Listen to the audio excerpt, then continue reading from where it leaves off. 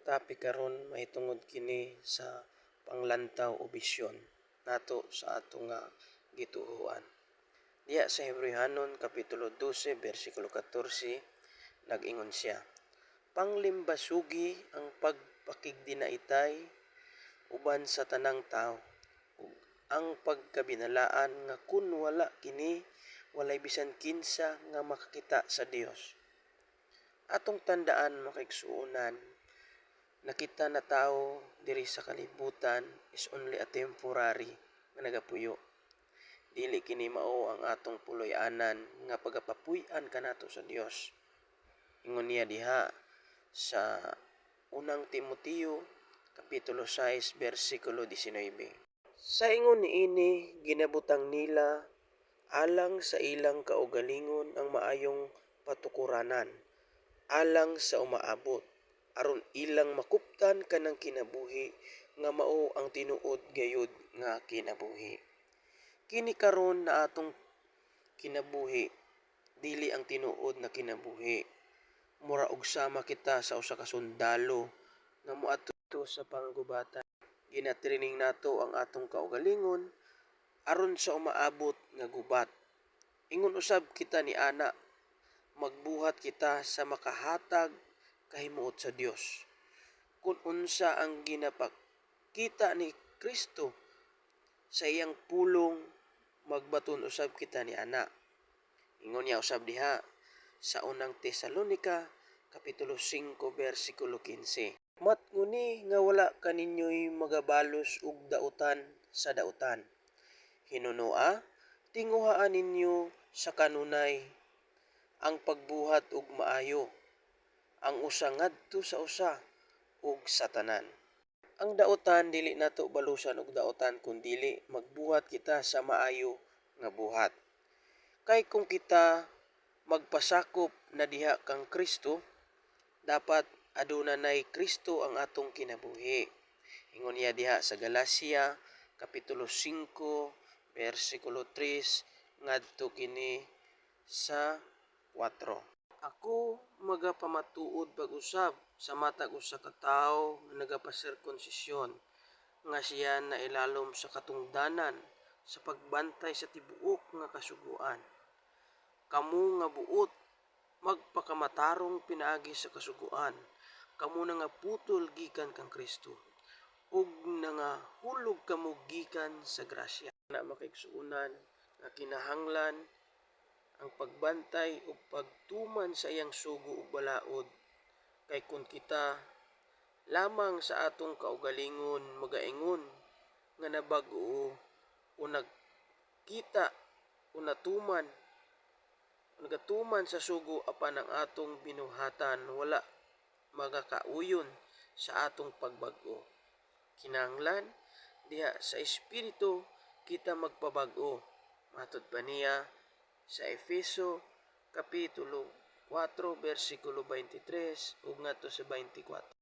Ug magpabag-o kamo diha sa espiritu sa inyong mga salabutan ug isulob ninyo ang bag-ong pagkatao nga sa tinuod nga pagkamatarong ug pagkabalaan gibuhat sama sa dagway sa Dios. Makaigsuonan sa espiritu kita magpabag-o, no? Kaingon pa niya kay siya ang makakuha sa atong kasal-anan ug mga kalapasan. Diha sa Hebrehanon kapitulo 8 bersikulo 12. Kay ako magamaluluyon sa ilang kalapasan ug ang ilang kasal-anan dili ko na pagahinumduman. Usab diha sa Hebrehanon kapitulo 10, 16 ug 17. Kini mao ang pakigsaad nga akong pagahimuon uban kanila. Tapos ni atong mga adlaw nagaingon ang Ginoo. Igabutang ko ang akong mga sugo sa sulod sa ilang mga kasing-kasing ug igasulat ko kini diha sa ilang mga salabutan. Siya midugang sa pag-ingon ug ang ilang mga sala ug mga kasaypanan dili ko na pagahinumduman. So diha makaigsuonan sa iyang pulong, no, nga diha kita magpabag-o sa Dios makaigsuonan diha sa espiritu aron sa atong pagbag-o, atong matino, makita nato makigsuunan ang kabag-uhan sa atong kaugalingon. Kay diin iyang giingon siya magapapas sa atong mga kasalanag mga kalapasan makaigsuunan.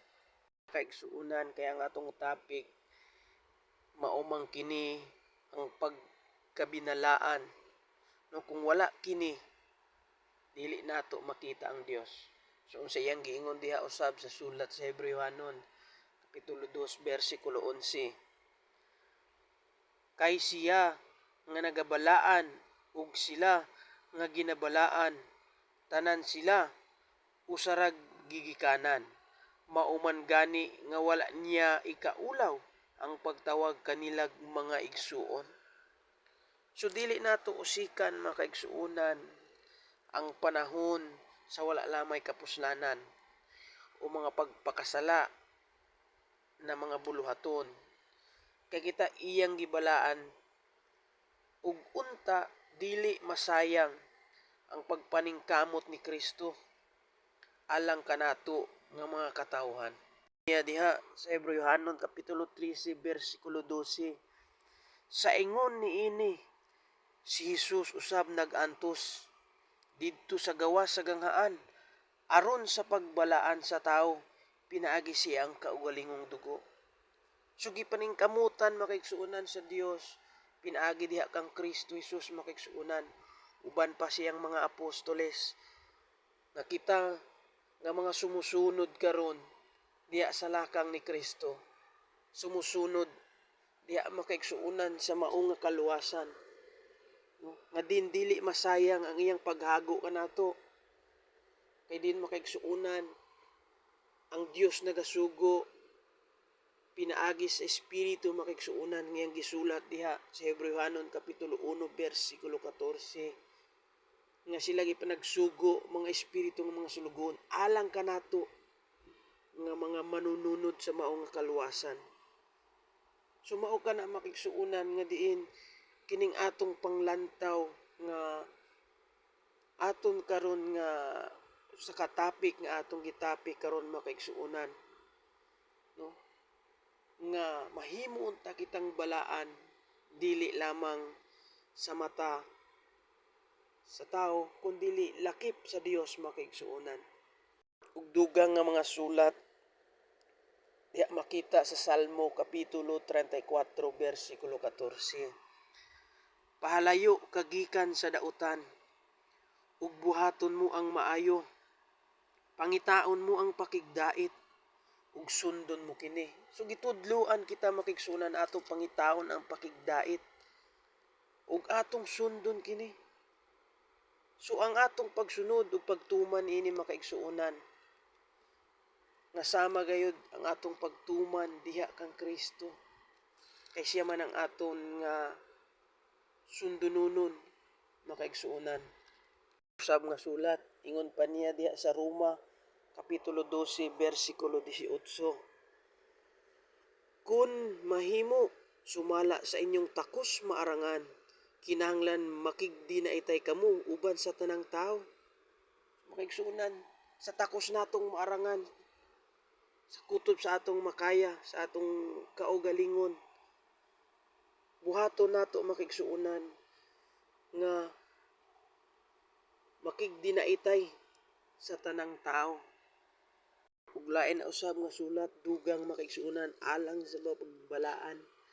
Ingon niya sa Roma kapitulo 6 bersikulo 19. Ingon niya, nagasulti ako niining tinawhanong paagi tungod sa pagkadili hingpit sa inyong kinaiya kay maingon nga kaniadto inyong gitugyan ang mga bahin sa inyong mga lawas ngadto sa kahugawan ug ngadto sa kalabi pa kamasupilon sa ingon usab karon kinahanglan itugyan ninyo ang mga bahin sa inyong mga lawas ngadto sa pagkamatarong aron kini pagabalaanon. So itudloan kita niya makigsuunan atong itugyan ang atong mga kaugalingon o ang atong lawas ngadto sa pagkamatarong kaigsuunan aron himuon kini o balaanon kini, no? So anindot makaigsuunan kung kini atong sundon nga mga tambag diha Kristo sumatag usa kanato. Gani makaigsuunan matud pa niya diha sa Episo kapitulo 1 bersikulo 4. No? Diha kaniya sa wala pa matukod ang kalibutan, siya nagpili kanato aron kita mabalaan ug dili masalawayon diha sa tubangan sa Dios. So anindot kaayo nga bisan wala pa ta matawo makaigsunan nini nga kalibutan, ang Dios nagpili na kanato. Aron maunsa kita, mahimo kitang makasasala. So dili, kung dili mahimo kitang balaan, no? Ngunya mabalaan og dili masalawayon. So mao ka na makaigsuunan nga diha sa atong panlantaw, diha sa atong iglesia, no kinahanglan atong makabot kining iyang giingon nga pagkabalaan o pakigdait makaigsuunan. Kay kung wala kini matud pa niya, dili nato makita ang Dios makaigsuunan. No? Gani kung atong basahon dito sa lain nga sulat sa Mateo makaigsuunan, kadtong mga bulahan, iyang gihisgutan dito sa Mateo kapitulo 5 bersikulo 8 naghisgot siya dinhi makaigsuunan. Bulahan ang mga maputli og kasing-kasing kay makakita sila sa Dios. No? So dito gisgutan niya sa Hebrehanon kapitulo 12 bersikulo 14 nga kun dili kita magbalaan, dili kita maghatag pakigdait, dili nato makita ang Dios. Usama lang namang niya na makigsuunan sa Mateo na kung itong kasing-kasing dili kita makakita sa Dios. So ana di ay buluhaton makaigsuunan o kinahanglan nato tumanon ubuhaton makaigsuunan aron makita nato ang Dios. Magputli kita kasing-kasing, magbuhat kita sa pagkabalaan, no? Aron dili na ulahi ang tanan makaigsuunan. Unya kailaban kanato makaigsuunan, ulahi ang pagbasol sa atong mga kaugalingon. So samtang dili pa ulahi ang tanan, dili na muingon kita nga atong tamayon ang Dios. Atong hinumduman kining iyang pulong makaigsuunan nga mo'y makahatag kanato. Nga mao kining atong topic, atong hisgutan makaigsuunan, ang atong bisyon upang lantaw sa atong nga kongregasyon o pagtulon-an makaigsuunan nga unta ato kining buhaton. Dalaygon ng Dios. Daghang salamat.